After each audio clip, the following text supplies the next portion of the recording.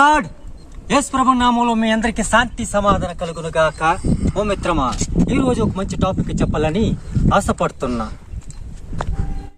ఆ సాక్ష్యం ఏమిటంటే, మా నాన్నగారు, నేను 2012 జూలై 1 దేవుడు నమ్ముకున్నా. 2014 డిసెంబర్ 24వ తేదీ తిరుపతి దామనేడు చెరువులో బాప్తిసం తీసుకున్నా. ఆ రోజు నుంచి నేను ఆత్మీయంగా విశ్వాసంగా ఎదుగుతూ ప్రతి ఆదివారం చర్చికి వెళ్తూ మా బంధువులకి మా దాయాదికి చాలా మందికి సువార్త చెప్పాను. ఎవరు నమ్మల, కానీ మా ఇంటి వారు కూడా సువార్త చెప్తూ ఉండేవాడిని. మా ఇంట్లో మా నాన్నగారు దేవుణ్ణి నమ్ముకున్నారు. నవంబర్లో నాకు బాప్తిసం ఇవ్వండి అని నన్ను అడిగాడు. వేద ప్రధాన మందిరంలో ఉన్న పాస్టర్ గారికి కలిశాను. పాస్టర్ గారు, మీ నాన్నగారు చర్చికి తీసుకువస్తేనే ఇక బాప్తిసం ఇస్తాను అన్నాడు. పాస్టర్ గారు, మా నాన్నగారు పడగలే ఉన్నారు, నడవలేని పరిస్థితిలో ఉన్నాడు. కానీ మా నాన్నగారు నడవలేని పరిస్థితిలో ఉన్నాడు కాబట్టి బాప్తిసం అతన్ని కోరుకున్నాడు. ఆత్మీయంగా విశ్వాసంగా ఎదిగినాడు కాబట్టి తప్పకుండా బాప్తిసం ఇవ్వాలంటే మా యొక్క పాస్టర్ గారు సరైన జవాబు దొరకల. అప్పుడు మోకరించి దేవుడికి ప్రార్థన చేసిన. పుత్తూరులో జయరాజ్ సార్ ఎంఈఓ అతను రిటైర్ అయిపోయేటప్పుడు అతని కాంటాక్ట్ అయ్యాను. సార్, మా నాన్నగారి బాప్తిసం ఇవ్వాలనుకుంటున్నామంటే అతను వేరే చర్చిలో పాస్టర్ పాల్ సుందరము జగదీష్ వాళ్ళతో మాట్లాడి మరి 1/1/2023 సంవత్సరము ఉమ్మరాజపురం గూడూరు చెరువులో మా నాన్నగారికి బాప్తిసం ఇచ్చారు. బాప్తిసం ఇచ్చిన తర్వాత మా నాన్నగారికి చాలా సంతోషంగా ఆత్మీయంగా ఎదిగాడు. ఒక 8 నెలలుగా నేను మా నాన్నగారు ప్రతిరోజు పడుకునే ముందు ప్రార్థన చేసుకోవటము, దేవుణ్ణి పాట పాడటము, వాక్యం మా నాన్నగారికి నేను చెప్పటము, ముగింపు ప్రార్థన చేసుకోవటము, అలాగే ఉదయము లేవటము, దేవుడికి ప్రార్థన చేసుకోవటము, వాక్యం మా నాన్నగారికి నేనే బోధించటము, మళ్ళీ ముగింపు ప్రార్థన నేనే చేయటము. అలా 8 నెలలు అలా జరిగింది. డిసెంబర్ 20వ తేదీ సెమీ క్రిస్మస్ చేయాలా, నేను మా నాన్నగారు తీర్మానం చేసుకుని దాని కొరకు ప్రార్థన చేస్తూనే ఉన్నాం మేము. నాకు గొల్లపల్లిలో దేవుడు 17 ఇల్లు ఉన్నది. గురకుడికి వెళ్ళి ఆదివారం వెళ్ళి అక్కడ వాళ్ళకి వాక్యం బోధించి ఆత్మీయ విశ్వాసం పెంచుతూ ఉన్నప్పుడు ఆ గ్రామంలో కొంతమంది మతపిచ్చి కులపిచ్చి కలిగిన కొంతమంది ఆ యొక్క 17 ఇల్లు ఉన్న వాళ్ళకి బ్రెయిన్ వాష్ చేసి వాళ్ళు మళ్ళీ లోకల్లో కలిపేశారు. 3 ఇల్లు ఉన్నాయి. ఆ 3 ఇల్లు కూడా దేవుడు కృప దయతో ఈరోజు గురకుడికి చేస్తూ ఉన్నా. మా నాన్నగారు నేను ఎంతో ఆత్మీయ విశ్వాసంగా ఒక తండ్రిగా కాదు, ఒక ఫ్రెండ్లీగా మేము మాట్లాడుకునే వాళ్ళము. నాన్నగారు మన బంధువులు కావచ్చు, మన దాయాదులు కావచ్చు, చాలామంది మంచి ఇల్లు కట్టుకొని మంచి డబ్బు పెట్టుకొని ఒక మిడిల్ ఫ్యామిలీగా ఉన్నారు, మన ఇల్లు ఇలా ఉన్నది అని అడిగాను. అందుకు మా నాన్నగారు, చూడు బాబు, మన ఇంట్లో దేవుడు ఉన్నాడు అని గొప్ప సాక్ష్యం చెప్పాడు. చూశారండి, దేవుడు ఉన్నాడు అన్న మా నాన్నగారి ఎంత ఆత్మీయ విశ్వాసం. మా నాన్నగారికి నేను నా కంటలు నీళ్లు కారింది. మా నాన్నగారు ఇంత ఆత్మీయ విశ్వాసం ఉన్నదా, నేను చాలా సంతోషపడాను. మా నాన్నగారు, నువ్వు ఎవరైనా పరిచర్యకి చర్చిలో ప్రసంగం చేయడానికి పిలిచినచో నువ్వు వైట్ షర్టు తప్పకుండా వేసుకొని ప్రసంగించాలా అన్నారు. నేను ఈ మధ్య కాలంలో కూడా చాలా చర్చిలో ప్రసంగించేవాడిని. అలా మా నాన్నగారు నాతో ప్రేమతో నాతో ఆత్మీయతతో మేము ఉండేవాళ్ళం. కానీ డిసెంబరు 5వ తేదీ 2023 మంగళవారం 7 గంటలు మా నాయన పరలోక రాజ్యానికి వెళ్ళిపోయాడు, అంటే చనిపోయాడు. డిసెంబరు 17వ తేదీ 2023 ఆ తేదీ మా నాన్నగారు ఆదరణ కూడిక చేశాము. ఆ రోజు నేను చాలా బాధపడ్డా. ఎందుకంటే నాన్నగారు మేము ఎంతో ఆత్మీయ విశ్వాసం ఎదిగినాము. ఆ రోజు నేను వచ్చిన బంధువులకి యొక్క స్నేహితులకి పాస్టర్ గారు పెట్టించి మరి చిన్న కూడికి పెట్టి నేను మా నాన్నగారు సాక్ష్యం చెప్పాను. ఇప్పుడు కూడా సాక్ష్యం చెప్తున్నాను. కాబట్టి సెమీ క్రిస్మస్ 20వ తేదీ చూపించా. ఆ రోజు అనుకున్నా, ఒక నెల క్రితమే అనుకున్నా, మా నాన్నగారిని సెమీ క్రిస్మస్ రోజు నా పక్కన చైర్ పైన కూర్చోబెట్టి మరి మా అమ్మకి నాన్నకి సన్మానం చేయాలా అని వాక్యం భాష ద్వారా బోధించాలా ప్రజలకి, వచ్చిన వాళ్ళకి అనుకున్న నేను మా నాన్నగారు ఒక నెల క్రితము. కానీ దేవుడు డిసెంబర్ 5వ తేదీ మా నాన్నగారు కన్ను మూశారు. ఇప్పుడు మా నాన్నగారు పల్లవ రాజ్యములో ఉన్నారు. ఆ దేవుడికే మహిమ కలుగును గాక. సెమీ క్రిస్మస్ 20వ తేదీ ఆ రోజు నేను చేశాను. ఎంత సంతోషకరమైన విషయము. ఎందుకంటే నా తలంపులు వేరే, నీ తలంపులు వేరే, నా దారులు వేరే, నీ దారులు వేరే అన్న దేవుడు మనం అనుకునేది ఏది జరగదు. దేవుడికి ప్రతి మనిషికి ఒక ప్రణాళిక ఉంటుంది. మనిషి ఎప్పుడు పుట్టాలా, ఎప్పుడు చనిపోవాలా, అది ఆ యొక్క మర్మం మనిషి ఎరగలేడు. దేవుడు మాత్రమే ఆ మర్మాన్ని ఎరిగే యేసుదేవుడు. ఇరిమియా గ్రంథము 10వ అధ్యాయం 10వ వాక్యములో మా నాన్నగారికి 4వ తేదీ డిసెంబర్ ఆ రాత్రి 1 గంటకి నేను మన ఆఖరి వాక్యం మా నాన్నగారికి బోధించాను. అది ఏమిటంటే, యెహోవా నిజమైన దేవుడు, ఆయనే జీవంగల దేవుడు, సదాకాలము ఆయనే రాజు, ఆయనకు ఉగ్రత భూమి కపించను, జనములు ఆయన కోపమును సహించలేవు అని ఈ వాక్యం మా నాన్నకి వివరించాను. నాన్న, యెహోవా నిజమైన దేవుడు. ఈ ప్రపంచంలో ఎన్నో దేవుళ్ళు ఉన్నారు, కానీ నిజమైన దేవుడు యెహోవా ఒక్కడే. ఆయన ప్రియకుమారుడు యేసు ప్రభు ఒక్కరే అని చెప్పాను. ఆయనే జీవంగల దేవుడు. జీవంగల దేవుడు ఆయన ఒక్కడే. సజీవుడిగా ఇప్పుడు కూడా ఆయన చిరంజీవిగా ప్రాణంతో ఉన్నాడంటే ఆ దేవుడు అని జీవంగల దేవుడు అని చెప్పాను. సదాకాలం ఆయనే రాజు. ఈ భూలోకంలో ఒక సీఎం కానీ పిఎం కానీ 5 ఏండ్లే, తర్వాత వేరే సీఎం పిఎం వస్తారు. కానీ పరలోక రాజ్యంలో సదాకాలం ఆయనే రాజు. అతనే యెహోవా దేవుడు, ప్రియకుమారుడు యేసు ప్రభు. ఆయన ఉగ్రత భూమి కపించెను. మనిషి భూమి పైన ఏదైనా పాపాలు, శాపాలు, దోషాలు కలిగినప్పుడు దేవుడు ఆయన ఉగ్రత మనిషి మీద చూపిస్తున్నాడు. గతంలో 2020 ఆ సంవత్సరం 3 ఏళ్ళు కరోనా వైరస్ ప్రపంచ గడగలాడించింది. కోట్లాది మంది చనిపోయారు. బంధువులు, స్నేహితులు, వాళ్ళ ఇంటి వారి శవాన్ని బూర్చడానికి కూడా ఎవరి ముందుకు రాలా. దేవుడు కోపం అలా ఉంటుంది మనుషుల మీద. ఎందుకంటే నరుడు ప్రతిరోజు పాపం చేయడం వల్ల దేవుడు కోపము తట్టుకోలే ఇలాంటి కరోనా వైరస్లు రప్పిస్తూ ఉన్నాడు. జనములు ఆయన కోపములు సహించలేవు. మనిషి కోపమే మనం సహించలేము, కానీ దేవుడు జనముల మీద కోపము సహించలేడు. ఎందుకంటే మనుషులు రోజు రోజుకి డబ్బు మీద ఆశపడిపోయి అబద్ధ సాక్ష్యం చెప్పటము, కోర్టులో వ్యభిచారం ఎక్కువైపోవడము, ఇలా లంచానికి పాల్పడటము, ఆఫీసర్లు ఇలా రోజు రోజుకి అపవాది వాళ్ళని చెడ్డదారి తీసుకుని వెళ్ళిపోతున్నాడు, నరకానికి వెళ్ళిపోతున్నాడు. దేవుడు జనం మీద కోపం సహించలేకపోతున్నాడు. ఈ వాక్యం మా నాన్నగారికి వివరంగా చెప్పాను. ఆ రోజే లాస్ట్ మంగళవారం 5వ తేదీ 7 గంటలు మా నాన్నగారు చనిపోయారు. దేవుడు ఎవరి ద్వారా, నా ద్వారా మా నాన్నగారు రక్షణ పొందారు. ఇప్పుడు మా నాన్నగారు పల్లవ రాజ్యంలో ఉన్నారు. ఈ సాక్ష్యం మా నాన్నగారి ఉన్నప్పుడు వీడియో తీయాలని అనుకున్నా, కానీ నాకు వీలు పడలా. ఇప్పుడు ఈరోజు ఇక్కడ తీసే అవకాశం ఆ దేవాది దేవుడు ఇచ్చిన అవకాశానికి వందనాలు. ప్రియ సహోదరి సహోదరుడా, ఈ యొక్క సాక్ష్యం మా నాన్నగారు విన్నారు. మా నాన్నగారు బాప్తిసం తీసుకున్న రోజే ఒక మాట అన్నారు. బాబు, నాకు పేరు మార్చు అన్నాడు. రాజగోపాల్ రెడ్డి కాదు, నాకు పేరు మార్చుమన్నాడు. మా నాన్నగారికి నేను ముందే అనుకున్నా, బాప్తిసం తీయక ముందే మా నాన్నగారు ఈ పేరు పెట్టాలి అని తీర్మానం చేసుకున్నా. నాన్న, నీ పేరు అబ్రహాము అని పాస్టర్ ద్వారా ఆ రోజు నామకరణంగా చేపించాను. మా నాన్నగారు జనవరి 1వ తేదీ 2023వ సంవత్సరంలో బాప్తిసం తీసుకున్నాడు. కొత్త జన్మ ఎత్తాడు.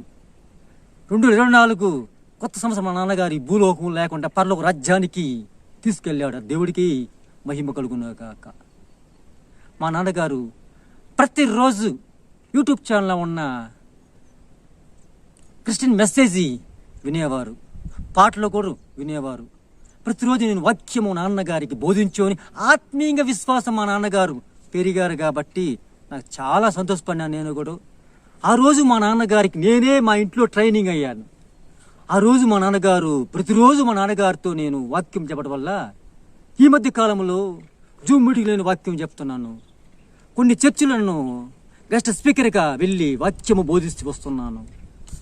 ఇంకా సువార్త అంటే 2004 నుండి స్టార్ట్ చేశాను. సువార్త చుట్టుపక్కల గ్రామంలో ఎన్నో మండలములు మద్రాసు వరకు నేను సువార్త చెప్పే అవకాశం ఆ దేవుడు కల్పించాడు. ఇలా మా ఇంట్లోనే నేను ట్రైనింగ్ పోయినాను వాక్యం చెప్పడానికి కూడా. మా నాన్నగారి వల్ల నేను ఎంతో నేర్చుకున్నా. ఇంకా నేర్చుకోవాల్సింది ఇక బైబిల్ జ్ఞానం ఇంకా నేర్చుకోవాలి నేను. ప్రియ సహోదరి సహోదరుడా, ఈ వాక్యము విన్న వాళ్ళు ప్రతి ఒక్కరూ బహుగా దీవించబడాలని చిన్న ప్రార్థన యేసు ప్రభు నామంలో ప్రార్థన చేస్తున్నాను. పరలోక పరమ తండ్రి, మీ శ్రేయాభిలాషి థామస్ రెడ్డి. ఒప్పుకోలు ప్రకారం తండ్రి యొక్కయో కుమారుని యొక్క పరిశుద్ధాత్మ నామములో పాప క్షమాపణ నిమిత్తము మీకు బాప్తిస్మం. కూర్చో అట్నే కూర్చొని లేచాలి సరిపోతుంది. అట్లా వాల్చి లేపుతాడు బాగుంది.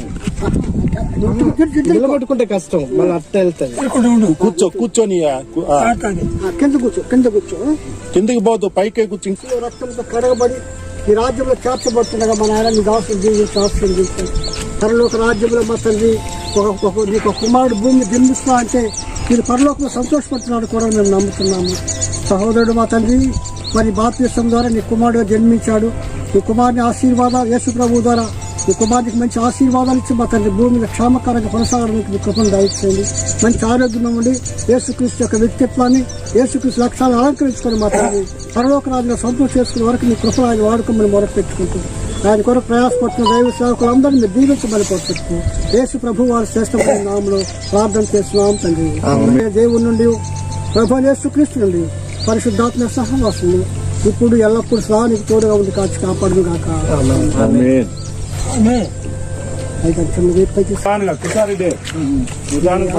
తండ్రి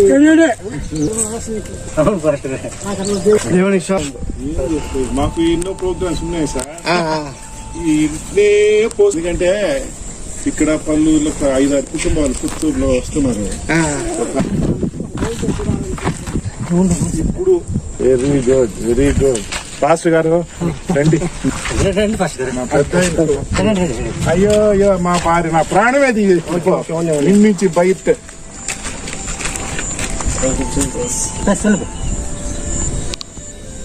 ఓకే చెప్తాడు ప్రపంచంలో ఉన్న దేవుళ్ళందరికంటే మనుషులు కొంతకాలం భూమి మీద జీవించబోతున్నా ఒకటి చచ్చిపోబోతారు. శరీరం చచ్చిపోయిన ఆత్మ సాగదు. కాబట్టి నీ ఆత్మ నువ్వు ఎక్కడ చచ్చిపోయింది? పరలోకానికి వచ్చింది. నువ్వు నీ పరలోకానికి తిరిగి వెళ్ళాలంటే నీకు మార్గదర్శకుడు యేసుక్రీస్తు. అందులో యేసుక్రీస్తుని నమ్మి ఆయన మాటలు అంగీకరించి ప్రతి ఆదివారం ఆరాధనకు వెళ్ళి దేవుని ప్రతిరోజు దేవుని తలంచుకుంటూ విశ్వాసం ఉన్నామంటే నువ్వు చనిపోయినా కూడా పరలోక రాజ్యం దేవుడు ఇంటికాడ ప్రేర్ చేసుకో. దేవుడిని జీవిస్తాడు. దేవుడిని నమ్ముకో. దేవుడిని ఏ పక్షాన్ని విడిచిపెట్టకూడదు. కనపడతాడు దేవుడు. కాబట్టి నువ్వు మంచి సాక్ష్యం చెప్తున్నావు. యేసు ప్రభు దేవుడు అని నమ్మగలిగితే ఇంకా మంచి ఆరోగ్యం వస్తుంది, బలం పొందుతావు, ఇంకా కొంతకాలం భూమి మీద జీవిస్తావు. రక్షణ ఉంటేనే పరలోకం. అమెరికా కావాలంటే ఏం కావాలి? వీసా ఉండాలా, పాస్పోర్ట్ ఉండాలా, ఇవన్నీ ఉంటేనే పోగలం. అలాగే నువ్వు చనిపోతే పరలోకం పోవాలంటే ఇది రిజర్వేషన్. ఇది భారతదేశంలో రిజర్వేషన్ చేసుకుని వీసా సంపాదించుకున్నావు. నువ్వు ఎప్పుడైనా పరలోకం పోయే అవకాశాలు ఉంటాయి. మా నలుగురు కానీ మీది గ్యారంటీ. ఎందుకంటే సత్యాలు మా బతుకులు ఎట్టుంటాయో ఇది గ్యారంటీ. పాస్పోర్ట్ రిజర్వేషన్ కూడా అయిపోయింది. పాస్పోర్ట్ పోవాలనుకుంటున్నా. ఒక విషయం, ఒక అమ్మాయిని పెళ్లి చేసుకున్నావు. యేసు ప్రభు నీకు భర్త, నువ్వు భార్య అయినావు. కాబట్టి అవును, కాబట్టి తండ్రి తప్పనికి ఎగ్జాంపుల్ గా నువ్వు భర్త మాట భార్య వింటే భార్య ఎంత ఆశీర్వాదము, యేసు ప్రభు మాట నీకు వింటే అంత ఆశీర్వాదం. ఇప్పుడు ఏం జరిగింది తెలుసా? ఒక బిడ్డ పుట్టే తల్లికి బిడ్డకు మధ్య నాభి సూత్రం సంబంధం ఉంటుంది. బొడ్డు ఏం చేస్తారంటే ఆ బొడ్లు కోసేసి తల్లిని వేరే బిడ్డను వేరే చేసి ఏం చేస్తారంటే చుట్లో పెట్టి ఆ జోము రక్తం అంతా కడిగి శుద్ధి చేస్తారు. అలాగే పాపానికి నీకున్న సంబంధాన్ని ఈ రోజు పరిశుద్ధాత్మ దేవుని ద్వారా కట్ చేసి బాప్తిసం ద్వారా కడిగేస్తాం. ఇప్పుడు పరిశుద్ధంగా యేసు ప్రభు రాజ్యంలో పెట్టేస్తాం మిమ్మల్ని. యేసు ప్రభు నీకు దేవుడు గాను నువ్వు ఆయన కుమారుడుగా నువ్వు ఉన్నావు కాబట్టి ఆయన మాటలు విని ఆయనతో కూడా నమ్మకంగా జీవిస్తే ఆశీర్వాదం. కృష్ణుడు అంటే ఒక ఆయన చచ్చిపోయినప్పుడు ఆయన ఏం చేస్తాం? చచ్చిపోతుంది ఏం చేస్తాం? పూర్తిగా పాతి పెట్టేస్తాం. పూర్తిగా పాతి పెట్టేస్తే కాలు చేసి లేక పాతి పెట్టాం అనుకో, అది పూర్తి పాతి పెట్టవుతుందా? కాదు, పరిపూర్ణంగా పాతి పెట్టాలా. ఈ రోజు నిన్ను నీ పాపాలు, నీ దోషాలు, నీ అక్రమాలు పరిపూర్ణంగా బాప్తిస్తున్నారు పాతి పెట్టాం కాబట్టి ఇప్పుడు బాప్తిస్తున్నారు కడిగేస్తాం పాపాలు. పరిశుద్ధంగా ఉన్నాం కాబట్టి సత్య టైంలో యేసు ప్రభువును నమ్ముకొని పరిశుద్ధంగా నువ్వు జీవిస్తే పరలోక రాజ్యంలో పోతే నా కుమారుడు వస్తున్నాడు దాని అయినా రా నువ్వు ఇప్పుడు సింహాసనం కూర్చో అంటాడు. నువ్వు ఇప్పుడే డబ్బును ఖర్చు పెట్టి దేవుని సేవ కొరకు, దేవుని సేవ కొరకు డబ్బులు ఖర్చు పెట్టావు, అట్టే ముడేసుకున్నావు అనుకో పిచ్చిన వాడు పరలోక రాజ్యం పోరావు. అందువల్ల దేవుని సేవ కొరకు నువ్వు నమ్మకంగా ఉండి నువ్వు చచ్చిపోతే దేవుడు నీ కోసం చూస్తాడు. అది పరలోక రాజ్యంలో నిన్ను నీ కొరకు నీకు ఇల్లు కట్టాడు, బంగారు ఇల్లు.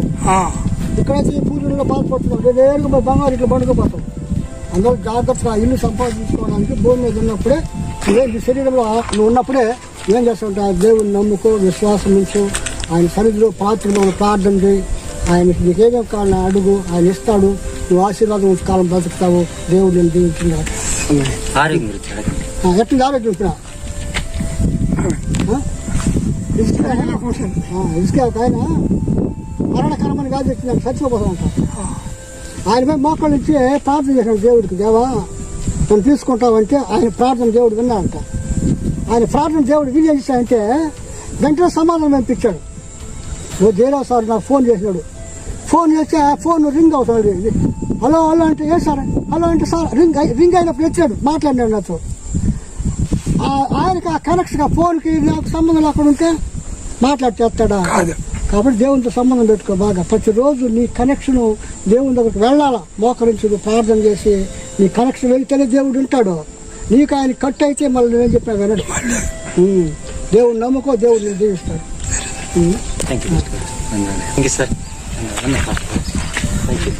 నేను ఎవరో తెలుసా అసలు? రాణి మేడం భర్తను నేను. మీ పిల్లలందరూ మా భార్య స్టూడెంట్స్ గొల్లపల్లిలో. నీ కూతురు కూడా కూతురు అందరూ పేరు పోయినా ఉన్నప్పుడు తల్లి మీద దండం పెట్టేది. పిల్లగాళ్ళు ఎదురు సంస్థలో సరే లెక్కమండి తీసి మర్చిపెట్టుకో. ఫోటో తీవయ్యా. రండి అయ్యారు తెలిసిందా చిన్న చేసుకున్న పథకాన్ని చెప్పగల మాత్రం లాస్ట్ గడిలో ఉంటుండగా ఆయనకు మంచి ఆరోగ్యాన్ని బలాన్ని ఇచ్చి తండ్రి మరణం పొందిన మీ రాజ్య నివాసం ఉండని సహాయం చేయమని మనం పెట్టుకుంటూ చిన్న కానుకలు జీవించడం యేసు ప్రభు వాళ్ళు శ్రేష్టమైన నామములో ప్రార్థన చేస్తాం తండ్రి. ఎందుకంటే ప్రాముఖ్యంగా అనేకులు నీ దగ్గరికి నడిపించాను, నీ కృప దయచి ప్రార్థన చేసి దీవిస్తున్నాం మా పరమ తండ్రి. ఆమేన్. అబ్బా విశ్వాసం తండ్రి నువ్వు. ఆమేన్. ఈయన విశ్వాసుడు, ఈయనకి తండ్రి నువ్వు. మా దేవా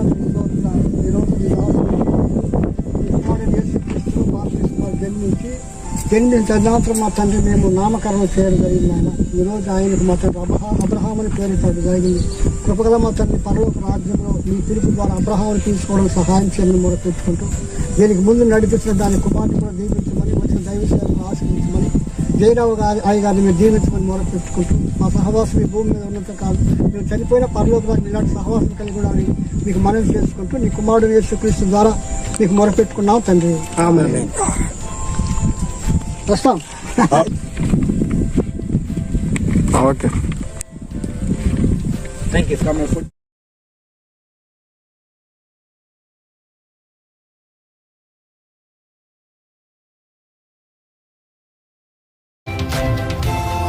సబ్స్క్రైబ్ చేయడం ద్వారా మాకు తెలియచేసి పక్కనే ఉన్న బెల్ని క్లిక్ చేయండి. లైక్ చేసి అనేకులకు షేర్ చేయండి.